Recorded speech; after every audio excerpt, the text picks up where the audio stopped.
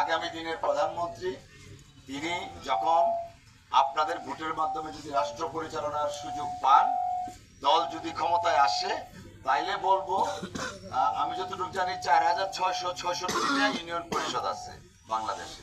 তাইলে আমি বলবো যে একটা বাদ দেন, কারণ এটা তো আছে নাকি না,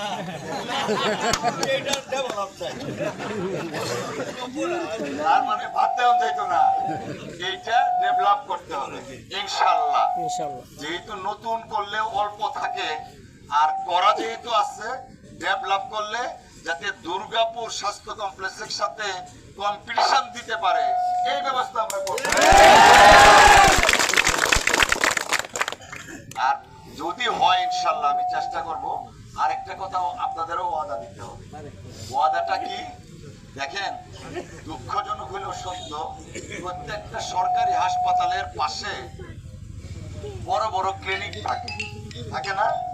কারণটা কি? হাসপাতালের কাছে তো ক্লিনিক থাকার কথা না, থাকে হইলো হাসপাতালের সাথে একটা বাউ করে ক্লিনিক গুলা চলে। এবং কালকে আমি কলমাকান্দা হাসপাতালের পাশে দেখলাম এক্সরে ক্লিনিক, এই ক্লিনিক, ওই ক্লিনিক, বড় বড় ফার্মেসি একদম হাসপাতালের গেটের পাশে। কারণ একটাই, কারণ হলো হাসপাতালের অসাধু কর্মকর্তাদের সাথে যোগ সাজজ করে এই ক্লিনিক চালায়। যদি আল্লাহ আমাকে তৌফিক দেয়, যদি ইনশাল্লাহ এটা উন্নত হয়, আমি করব। আপনারা একটু কথা দিবেন, এই জায়গায় এই কুকামটা করবেন না। কারণ এটা আমি কথা দিতেছি এই কারণেই, সরকারি দলে যারা থাকে তারাই কিন্তু এই আকামদি বেশি করে।